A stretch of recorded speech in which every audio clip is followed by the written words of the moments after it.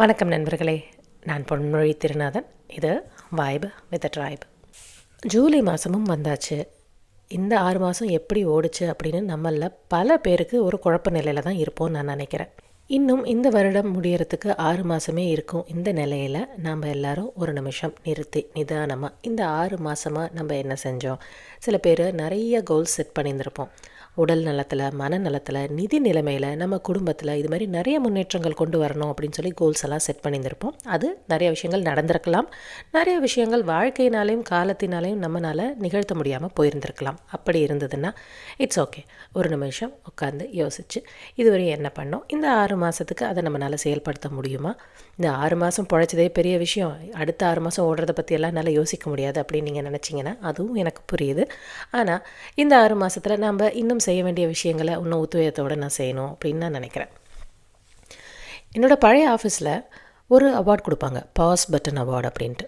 மாதம் ஒரு தடவை ஒருத்தவங்களுக்கு 2 பேருக்கு அது மாதிரி அந்த அவார்ட் கொடுப்பாங்க. அந்த அவார்டோட கான்செப்ட் என்னென்னா, பெரிய பெரிய சாதனைகள் செஞ்சுருக்கணும், பெரிய பெரிய ப்ரெசன்டேஷன்ஸ் பண்ணியிருக்கணும், பெரிய ரெவென்யூ க்ரியேட் பண்ணியிருக்கணும் அப்படிங்கிற அவசியம்னா இல்லை. இந்த மாதத்தில், கடந்த ஒரு மாதத்தில் இவங்க எவ்வளோ நல்லா வேலை செஞ்சாங்க, இவங்களை சுற்றி இருக்கவங்கள இவங்க நல்லா பார்த்துக்கிட்டாங்களா, ஒரு பாசிட்டிவ் ஆட்டிடியூட் அந்த டீமுக்கு கொண்டு வந்தாங்கன்னா, அதெல்லாம் தான் யோசித்து அந்த அவார்ட் கொடுப்பாங்க. பேசிக்காக கடகடன்னு ஓடிட்டுருக்க இந்த வாழ்க்கையில் நின்று பாஸ் பண்ணி என்ன நடந்துச்சு அப்படின்னு சுற்றி இருக்கவங்கள பார்த்து நம்ம கூட சுற்றி நம்ம கூட ஓடி வந்தவங்களை, சிறப்பாக செயல்பட்டவங்கள பாராட்டுறதுக்கு தான் இந்த அவார்ட். அந்த அவார்டை தான் நமக்கு நாமளே கொடுத்துக்கணும் அப்படின்னு நான் நினைக்கிறேன். இதை பற்றி யோசிக்கும்போது எனக்கு ஒரு வார்த்தை ஞாபகம் வந்தது, ஹம்பிள் பிகினிங்ஸ் அப்படின்ட்டு.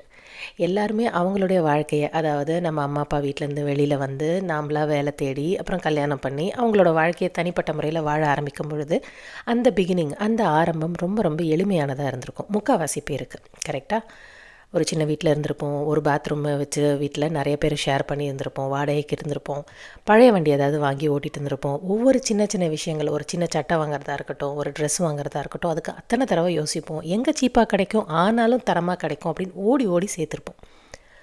அப்புறம் பின்னால் நமக்கு வேலையெல்லாம் ஓரளவுக்கு ஸ்திரமாகி கல்யாணமெல்லாம் ஆனதுக்கப்புறம் அப்பையும் ஒரு சின்ன வீட்டில் ஒரு சின்ன குழந்தை இருந்திருக்கும், நம்ம கூட ஒரு எளிமையான வீட்டில் அந்த வாழ்க்கையை தொடங்கியிருப்போம். ஒவ்வொரு விஷயத்தையும் பார்த்து பார்த்து வாங்கி நமக்குன்னு அந்த குட்டி உலகம் இருக்கும் இல்லையா, அந்த குட்டி உலகத்துக்குள்ளேயே சுற்றிட்டு இருந்திருப்போம். அந்த அப்பார்ட்மெண்ட்டோ அந்த கம்யூனிட்டியோ அதுதான் நமக்கு உலகம். அந்த பக்கத்தில் இருக்க கடைங்க தான் நம்மளோட வாழ்க்கை. அங்கே இருக்கிற சில பரிச்சயமான முகங்கள் மட்டும்தான் நமக்கு சொந்தம் அப்படின்னு நம்ம வாழ்ந்துட்டுருப்போம். ஆனால் அவ்வளோ எளிமையாக அவ்வளோ நல்லா இருக்கும் பொழுது அந்த நேரத்தை நம்ம யோசித்து ரசிச்சிருப்போமா அப்படின்னு சொன்னால் யோசிக்கிற மாதிரி தான் இருக்குது. அப்போ நம்ம என்ன யோசிச்சுருந்துருப்போம், இன்னும் 10 வருஷத்தில் நான் இங்கே இருப்பேன், இவ்வளோ பெரிய வீட்டில் இருப்பேன், இவ்வளோ பெரிய கார் வச்சுருப்பேன், வேலையில் இவ்வளோ வாங்கியிருப்பேன், சம்பளம் இவ்வளோ சேர்த்துருப்பேன். அது மாதிரி நிறைய விஷயங்கள் தான் நம்ம யோசிச்சுட்டு அந்த ஃப்யூச்சரை நினச்சே ஓடிட்டே இருந்திருப்போம். அந்த எளிமையான அந்த அழகான வாழ்க்கையை நம்ம முக்கால்வாசி நேரம் கவனிக்காமல் தவறியிருப்போம். ஃபாஸ்ட் ஃபார்வர்ட் பண்ணி ஒரு 15-20 வருஷம் நம்ம நினச்சதெல்லாம் ஓரளவுக்கு அட்டைன் பண்ணிட்டோம். இந்த மிட் லைஃப் க்ரைசிஸ்ன்னு சொல்லுவாங்க பாருங்கள். நம்ம என்ன பண்ணுறோம் நமக்கு தெரிஞ்சிருச்சு, நமக்கு எத்தனை குழந்தைங்கன்னு தெரிஞ்சிருச்சு, அதுங்க எந்த அளவுக்கு படிக்குதுங்க, எங்கெங்கெல்லாம் போய் செட்டிலாக போதுங்கிற ஒரு ஐடியாவும் நமக்கு ஓரளவுக்கு புரிஞ்சிடுச்சு. இப்போ புதுசாக எந்த சேலஞ்சுமே கிடையாது. வாழ்க்கையே என்னடா ஒரே மாதிரி ஓடுதே அப்படின்னு கொஞ்சம் குழப்பம் வரும். அந்த நேரத்தில் தான் நிறைய பேர் நான் ஜிம்முக்கு போகிறேன்னு ஆரம்பிப்பாங்க. சில பேர் நான் ஆன்மீகத்தில் இறங்குறேன் அப்படின்னு எதிர்பார்ப்பாங்க. நிறைய பேர் புத்தகம் படிக்க ஆரம்பிப்பாங்க. அது மாதிரி ஒவ்வொருத்தவங்களும் ஒவ்வொரு தேடல் மூலமாக அவங்களுடைய அந்த மிட் லைஃப் க்ரைசிஸை ஹேண்டில் பண்ண ஆரம்பிப்பாங்க. அப்போது எல்லாருமே ஒரு தடவை யோசித்து பார்ப்போம், அந்த 15-20 வருஷத்துக்கு பின்னாடி அந்த எளிமையாக அந்த வாழ்க்கை ஆரம்பிக்கும்போது எவ்வளோ நல்லா இருந்தது, எவ்வளோ அமைதியாக இருந்தது.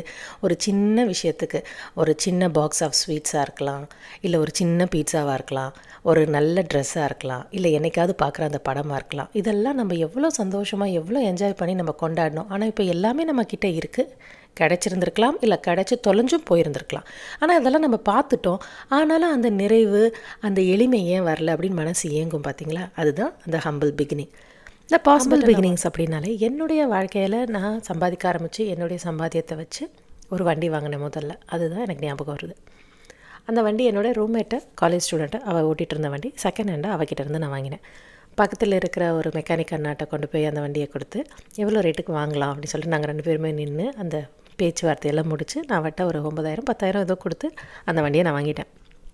நாங்கள் தங்கியிருந்தது ராயப்பேட்டையில், ஆனால் என்னுடைய ஆஃபீஸ் வந்து நாவலூர். இங்கேருந்து அவ்வளோ தூரம் வண்டி ஓட்டிகிட்டு போகிறதெல்லாம் ரொம்ப கஷ்டம். பட் இருந்தாலும் ஒரு பெருமைக்கு அதை வாங்கி வச்சாச்சு. எப்போயாவது ரொம்ப ரேராக அது மாதிரி வண்டி ஓட்டிட்டும் போயிருக்கேன் நான். அப்புறம் நான் ராயப்பேட்டையில் எனக்கு ஒத்து வரல அப்படின்னு சொல்லிட்டு நான் மடிப்பாக்கமில் போய் தங்கினேன். திருப்பி மடிப்பாக்கத்தில் இந்த நாவலூருக்கு ரெகுலராக அந்த வண்டியில் நான் போக ஆரம்பித்தேன். ஒரு பிஜியில் தங்கியிருந்தேன். அந்த பிஜியை பார்த்துக்கிறதுக்கு ஒரு அக்கா இருப்பாங்க. அந்த அக்கா ரொம்ப காமெடியாக, ரொம்ப நல்ல டைப்பு, நல்லா பேசுவாங்க. நல்லா சந்தோஷமாக இருக்கும் அவங்க கூட இருந்தாலே. ஒவ்வொரு தடவையும் நான் அந்த வண்டியை அந்த மேலே பில்டிங்லேருந்து அந்த ரேம்பில் இறக்கி ரோட்டு கொண்டாந்து ஆன் பண்ணி ஸ்டார்ட் பண்ணால் அந்த வண்டி ஒரு தடவையும் ஸ்டார்ட் ஆகாது. தடவை ஸ்டார்ட் ஆனதாக சரித்திரமே கிடையாது. அதை பிடிச்சி உதன்னு உதைக்கணும், அதுக்கப்புறம் அந்த பட்டன் ஸ்டார்ட் கொடுக்கணும், வண்டியை சாய்க்கணும், எல்லாமே செஞ்சு தான் அது ஸ்டார்ட் பண்ணணும். ஆனாலும் ரொம்ப பெருமையாக அதுக்கு ஒரு ஹெல்மெட்டை வச்சுட்டு பெருமையாக ஒரு பிளாக் கலர் ஜாக்கெட் வேறு வாங்கி மாட்டிட்டு கிளம்பி போவேன். ஒவ்வொரு தடவையும் இந்த அக்கா நான் வண்டியை ஸ்டார்ட் பண்ணும்பொழுதும் அந்த படிக்காதவன் படத்தில் ரஜினி வந்து லக்ஷ்மி ஸ்டார்ட்டுன்னு காரை ஸ்டார்ட் பண்ணுவார். அவர் வந்து டாக்ஸி டிரைவராக இருப்பார். அதே மாதிரி இந்த அக்காவும் வந்துட்டு நான் வண்டியை ஸ்டார்ட் பண்ணும்போதெல்லாம் லக்ஷ்மி ஸ்டார்ட்பாங்க. எனக்கு ஒரே சிரிப்பாக இருக்கும். அதே நேரத்தில் எனக்கு ரொம்ப கூச்சமாகவும் இருக்கும். ஆனால் அப்படி தான் ஒவ்வொரு நாளும் எனக்கு தொடங்குச்சு. அப்புறம் நானும் என்னோடய ஃப்ரெண்டும் இந்த வண்டியில் 2 பேரும் கார் பூல் பண்ணுற மாதிரி பைக் பூல் பண்ணி 2 பேரும் இந்த வண்டியில் போவோம். சமயத்தில் அவனோட வண்டியில், என்னோடய ஃப்ரெண்டோட வண்டியில் போவோம். அந்த வண்டி இதே மாதிரி ஒரு லக்ஷ்மியோட மேல் வெர்ஷன் வச்சுக்கலாம். அது ஒரு யமஹா வண்டி, RX 100 இருக்கலாம். ஆனால் ரொம்ப ரொம்ப பழைய வண்டியாக தான் இருந்தது. அதில் பாதி நேரம் ஹார்ன் ஒர்க் ஆகாது. சைடு இண்டிகேட்டர் தான் ஹார்ன் மாதிரி யூஸ் பண்ணி ஓட்டிகிட்ருப்பான். அந்த வண்டிக்கு அவன் பேர் வச்சது வந்து ராஜா. என்னுடைய வண்டி பேர் லக்ஷ்மி. இது மாதிரி கம்மியாக சம்பாதிச்சாலும் ஆனால் எங்களுடைய சம்பாத்தியத்தில் நாங்கள் ஒரு வண்டி வச்சுருப்போம். அந்த வண்டி மேலே அப்படி ஒரு சந்தோஷம், அப்படி ஒரு பிரியம். பின்னாடி கல்யாணம் ஆகிட்டு நான் வெளிநாட்டுக்கு வரும்பொழுது எங்கள் மாமியார் வீட்டில் போய் அந்த வண்டியை விட்டுட்டு அந்த வண்டியை எந்த காரணத்தை கொண்டு நீங்கள் விற்கவே கூடாது அப்படின்னு சொல்லி வச்சுருந்தேன். எங்கள் வீட்லேயும் ரொம்ப நாள் அந்த வண்டியை வச்சுருந்தாங்க. அது அப்படியே இத்து போயிட்டு அது காயலாங்கடையில் கூட யாரும் வாங்க மாட்டாங்க அப்படிங்கிற நிலைமையில் அது ஓரத்தில் இருக்கும். ஆனால் ஒவ்வொரு தடவையும் நான் இந்தியா போகும்போது அந்த வண்டியை பார்த்துட்டு எனக்கு ஒரே சந்தோஷமாக இருக்கும். என்னுடைய முதல் சம்பாத்தியம் அப்படின்னு பெருமையாக சுற்றி வருவேன். கடைசியில் எங்கள் மாமியாருக்கு பொறுமையாக போயிட்டு, இல்லை இதுக்கு மேலே இதை வச்சுக்க முடியாதுமா, தயவுசெய்து வித்துடலாம் அப்படின்னாங்க. அப்போ கூட எனக்கு ஒரு நப்பாசை, அந்த நம்பர் பிளேட் மட்டும் எடுத்து வச்சுக்க முடியுமா அப்படின்னலாம். பட் கடைசியாக அதை நாங்கள் கொடுத்துட்டோம். அதற்கப்புறமா எத்தனையோ வண்டிகள் வாங்கினாலும் கார் அது இதுன்னு மாற்றினா கூட அந்த வண்டி வந்து என்னோடய மனசில் ஒரு நல்ல ஒரு ஸ்பெஷல் பிளேஸில் தான் இருக்குது. ஹம்பிள் பிகினிங்ஸ்னு யோசிக்கும் பொழுது கண்டிப்பாக இதை பற்றி ஷேர் பண்ணிக்கணும்னு எனக்கு தோணுச்சு. இந்த பாஸ் பட்டன் அவார்டை பற்றி பேசும்பொழுது நம்ம எல்லாருமே நின்று நிதானமாக நம்ம எப்படி ஆரம்பித்தோம், அந்த வாழ்க்கை எவ்வளோ எளிமையாக எவ்வளோ நல்லா இருந்தது அப்படின்னு ஒரு தடவை யோசித்து பார்க்கணும். அதே மாதிரி இவ்வளோ தூரம் நம்ம கடந்து வந்திருக்கோம், இதுக்கு மேலே நம்ம கடந்து போயிட மாட்டோமா என்ன அப்படிங்கிற ஒரு நல்ல நம்பிக்கையும் நமக்குள்ளே வரும்னு நான் நினைக்கிறேன். உங்களுக்கும் என்னை மாதிரி ரொம்ப எளிமையான ஆரம்பங்கள் இருந்ததுன்னா அது எல்லாத்தையும் யோசிச்சு பாருங்கள். அதெல்லாம் யோசித்து நிஜமாகவே சந்தோஷப்படுங்க. ஏன்னா இது மாதிரி எளிமையான ஆரம்பங்கள் தான் நம்ம எவ்வளோ உயரத்துக்கு போனாலும் நம்மளை அந்த பூமியிலே நிற்க வைக்கும். இல்லைன்னா நம்ம மேலே பறந்து கீழே விழும்போது அடி ரொம்ப பலமாக இருக்கும். உங்களுக்கு இந்த பாட்காஸ்ட் ரொம்ப பிடிச்சிருக்கும்னு நான் நம்புகிறேன். உங்களுக்கு மூன்லைட் தாட்ஸ் தமிழ் பிடிச்சிருந்ததுன்னா லைக் பண்ணுங்கள், கமெண்ட் பண்ணுங்கள், ஷேர் பண்ணுங்கள், சப்ஸ்கிரைப் பண்ணுங்கள். உங்களுடைய ஆரம்ப காலங்கள் எப்படி இருந்ததுன்னு ஷேர் பண்ணிக்கோங்க. வேறு என்ன டாபிக் பற்றி பேசினா உங்களுக்கு இன்ட்ரெஸ்டிங்காக இருக்கும்னு நினைக்கிறீங்களோ அதை பற்றியும் ஷேர் பண்ணுங்கள். மீண்டும் ஒரு நல்ல பாட்காஸ்ட்டில் உங்கள் எல்லாரையும் சந்திக்கிறேன். அது வரைக்கும் வைப் வித் த ட்ரைப். நன்றி, வணக்கம்.